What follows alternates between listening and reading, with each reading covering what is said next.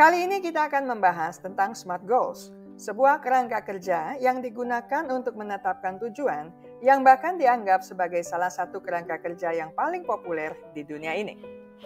Istilah SMART Goals dikembangkan oleh George Doran, Arthur Miller, dan James Cunningham di tahun 1981 dalam artikel berjudul There's a Smart Way to Write Management Goals and Objectives.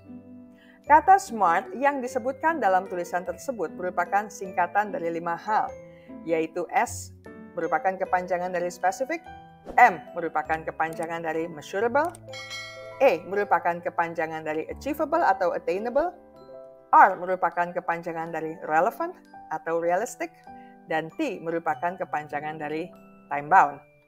SMART Goal penting karena dapat membantu Anda mencapai tujuan dengan lebih efektif.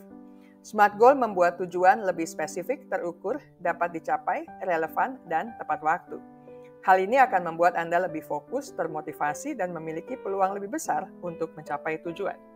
Kita mulai dari kata pertama, spesifik. Sebuah tujuan yang spesifik adalah tujuan yang jelas dan tidak ambigu. Tujuan yang spesifik harus dapat menjawab pertanyaan-pertanyaan sebagai berikut. Apa yang ingin saya capai? Kapan saya ingin mencapainya? Di mana saya ingin mencapainya? Bagaimana saya ingin mencapainya? Tujuan saya ingin belajar bahasa Inggris terlalu umum. Tujuan yang lebih spesifik adalah saya ingin lulus tes TOEFL dengan skor 500. Sedangkan kepanjangan dari huruf M adalah measurable alias dapat diukur. Sebuah tujuan yang terukur adalah tujuan yang memiliki kriteria untuk menentukan apakah tujuan tersebut telah dicapai atau belum. Kriteria itu dapat berupa angka, persentase, atau kuantitas tertentu. Tujuan saya ingin belajar bahasa Inggris tidak dapat diukur.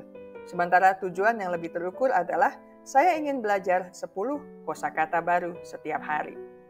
Huruf yang ketiga, E, kepanjangan dari achievable atau attainable berarti dapat dicapai. Sebuah tujuan yang dapat dicapai adalah tujuan yang realistis dan dapat dicapai dengan usaha yang wajar. Tujuan yang terlalu sulit untuk dicapai akan membuat seseorang merasa frustrasi dan gampang menyerah. Tujuan untuk menjadi seorang miliarder mungkin terlalu sulit untuk dicapai kebanyakan orang. Sementara tujuan yang lebih realistis misalnya, saya ingin meningkatkan penghasilan sebesar 10-20% dalam 1 tahun. Huruf yang keempat, R, adalah kepanjangan dari kata relevant. Sebuah tujuan yang relevan adalah tujuan yang penting bagi Anda dan selaras dengan nilai-nilai Anda. Tujuan yang tidak relevan akan sulit dimotivasi dan dicapai. Misalnya tujuan saya ingin menjadi terkenal mungkin tidak relevan bagi seseorang yang lebih menyukai kehidupan yang sederhana. Tujuan yang lebih relevan untuk orang itu misalnya, saya ingin menjadi seseorang guru yang baik. Huruf yang kelima, T, merupakan kepanjangan dari time bound alias tepat waktu. Sebuah tujuan yang tepat waktu adalah tujuan yang memiliki tenggat waktu tertentu. Tenggat waktu akan membantu Anda tetap fokus dan termotivasi untuk mencapai tujuan Anda. Misalnya tujuan saya ingin belajar bahasa Inggris tidak memiliki tenggat waktu. Tujuan yang lebih tepat adalah saya ingin lulus tes TOEFL dengan skor 500 dalam waktu 6 bulan. Sejak kapan SMART Goals sudah mulai dapat diterapkan? Sejak masa anak-anak jawabannya. Tentunya penerapan SMART Goal disesuaikan dengan kegiatan sehari-hari dari individu tersebut. Anak-anak dapat dilatih untuk belajar 10 kosakata baru setiap hari, menyelesaikan PR sebelum tidur, membantu ibu di rumah selama 30 menit setiap hari. Sementara remaja dapat dilatih untuk meningkatkan nilai matematika dari 60 menjadi 80 misalnya. Berlatih olahraga selama 30 menit setiap hari, atau menabung uang untuk membeli sepeda baru dalam waktu 1 tahun ke depan. Beberapa contoh SMART Goal untuk mahasiswa misalnya lulus ujian mata kuliah X dengan nilai A, mendapatkan beasiswa untuk melanjutkan studi S2, atau menerapkan artikel di jurnal ilmiah berskala Scopus. Para karyawan dan profesional tentunya lebih terbiasa dengan penerapan SMART Goal di bidang kerja atau bidang usaha masing-masing. Mulai dari meningkatkan penjualan sebesar 20% dalam waktu 6 bulan, hingga mengurangi turnover karyawan sebanyak 30% dalam 2 tahun. Penerapan SMART Goals dapat berdampak positif pada kesehatan mental seseorang.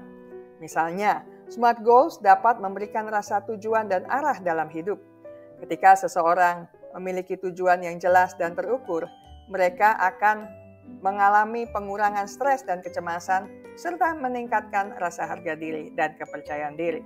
SMART goal juga dapat memberikan rasa pencapaian dan kepuasan. Ketika seseorang mencapai tujuan mereka, tentunya mereka juga akan mengalami peningkatan harga diri, rasa percaya diri, dan kebahagiaan. SMART goals dapat membantu seseorang berkembang dan belajar. Ketika seseorang menetapkan tujuan yang menantang, mereka harus belajar dan berkembang untuk mencapainya.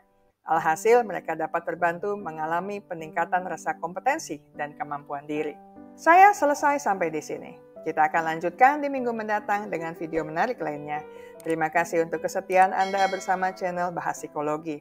Ingat baik-baik, kesehatan mental Anda sangat berharga. Jagalah, pertahankanlah dengan sekuat tenaga.